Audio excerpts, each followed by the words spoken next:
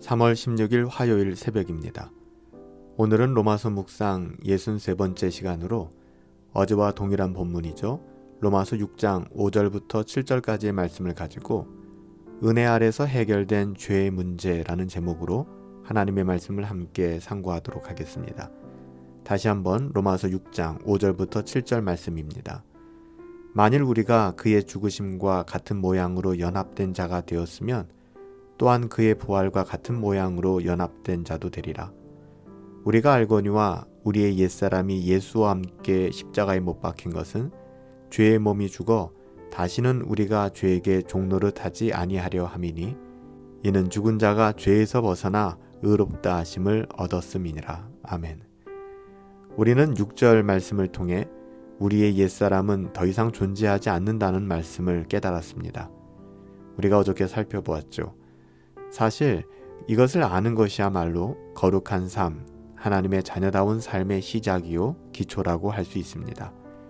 그런데 우리가 옛사람에 대해서 죽었다라는 로마서 기자의 표현과는 다르게 동일한 사도 바울이 에베소서를 통해서는 사장이 이와 상반된 것처럼 보이는 그런 말씀을 증언합니다. 에베소서 4장 22절 말씀에 보면 너희는 유혹의 욕심을 따라 썩어져가는 구습을 따르는 옛사람을 벗어버리고. 어째서 사도 바울은 로마서 6장 6절에서는 옛사람이 이미 죽었다라고 증거했는데 에베소서 4장 22절에서는 옛사람을 벗어버리라 하고 이야기하는 것일까요? 이것은 좀 모순된 이야기 아닐까요? 그렇지 않습니다. 왜 그러냐 하면 사도 바울이 옛사람이라는 용어를 각각 다른 의미로 사용하고 있기 때문입니다. 그래서 오해하기 쉽죠. 에베소서에서의 옛사람은 회심하기 이전의 생각과 말과 행동을 의미합니다. 따라서 사도 바울은 옛사람 자체를 벗어버려라 이렇게 말하는 것이 아닙니다. 옛사람의 흔적들이죠. 그 옛사람의 흔적들을 벗어버리라고 말하는 것이죠.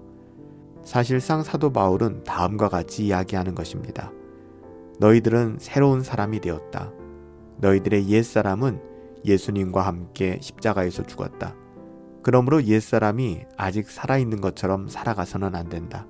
이미 죽은 옛사람처럼 살지 말고 새로운 사람답게 하나님의 자녀답게 너희의 정체성에 맞게 너희는 너희의 삶을 살아가야 한다. 그러므로 로마서 6장 6절과 에베소서 4장 22절은 이 둘 사이에 아무런 모순도 없는 것입니다. 문맥이 그 사실을 정확하게 드러내지 않습니까? 로마서 6장 6절은 옛사람 그 자체에 대해서 말하는 것이고요.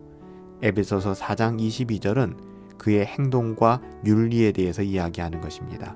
옛사람의 모습들이죠. 이제 6절과 7절의 관계에 대해서 다시 한번 살펴봅시다. 6절은 하나님께서 예수님의 십자가를 통해 우리에게 하신 일입니다. 우리가 알거니와 우리의 옛사람이 예수와 함께 십자가에 못 박힌 것은 죄의 몸이 죽어 다시는 우리가 죄에게 종노릇하지 아니하려 함이라. 하나님은 예수님의 십자가를 통해 우리의 옛사람을 죽이셨습니다. 그리고 이어지는 7절은 하나님께서 그렇게 하신 이유에 대해서 증거하죠. 이는 죽은 자가 죄 가운데에서 벗어나 의롭다 하심을 얻었음이니라. 하나님께서 옛사람을 죽이신 이유는 죽음이 가지고 있는 그 죽음의 종결적인 의미 때문입니다. 예를 들어 한 범죄자가 있다고 생각해 봅시다. 그는 살아있는 동안에는 사법체제의 영역 안에 들어와 있죠. 조사를 받아야 하고요. 재판도 받아야 합니다. 거기서 끝나지 않죠. 형벌도 받아야만 합니다. 그런데 만약 그가 죽어버린다면요. 그는 사법체제의 영역에서 완전히 벗어나게 되는 것입니다. 죽었다라는 바로 그 사실이 그로 하여금 사법체제와 완전히 단절되게 만드는 것이죠. 사법체제는 더 이상 그를 정죄할 수 없습니다. 그에게 그 어떤 형벌도 내릴 수가 없습니다. 여러분 비슷합니다. 바로 이것이 우리에게 일어난 일입니다. 7절 말씀에 보면 이는 죽은 자가 죄에서 벗어나 의롭다 하심을 얻었음이니라. 이제 우리는 죄의 영역에서 완전히 벗어난 것입니다. 우리는 율법을 기준으로 판단받는 체계에서 완전히 해방된 것이죠. 우리의 옛사람이 죽었기 때문입니다.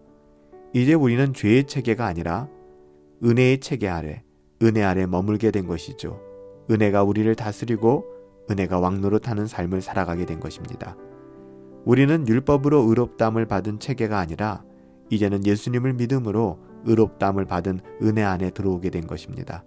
그래서 로마서 6장 14절에서도 죄가 너희를 주장하지 못하리니 이는 너희가 법 아래 있지 아니하고 은혜 아래 있음이라 라고 증거하는 것 아니겠습니까?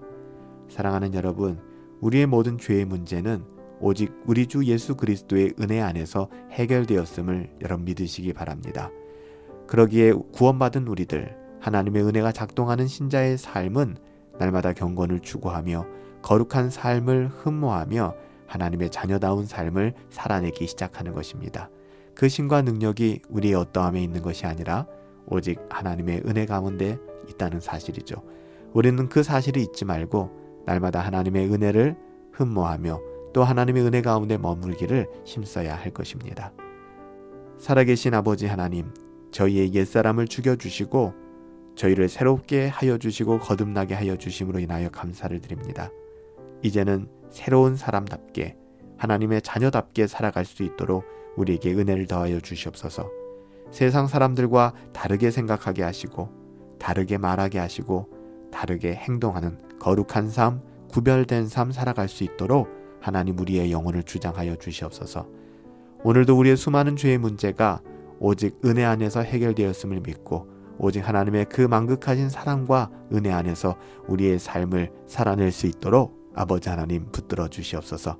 하나님께서 오늘도 우리의 삶을 붙들어 주시고 은혜 가운데 선하게 인도하여 주실 것을 믿사오며 존귀하신 예수님의 이름으로 기도하옵나이다. 아멘. 은혜 안에서 해결된 죄의 문제, 그러므로 그리스도 예수 안에 있는 자에게는 결코 정죄함이 없습니다. 그리스도 예수 안에 있는 생명의 성령의 법이 죄와 사망의 법에서 우리를 해방하였기 때문입니다. 오직 하나님의 은혜 안에서 우리에게 주어진 오늘 하루의 삶 기꺼이 감사하며 살아갈 수 있게 되기를 예수님의 이름으로 축복합니다. 오늘 황사가 굉장히 심할 것이라고 하는데요.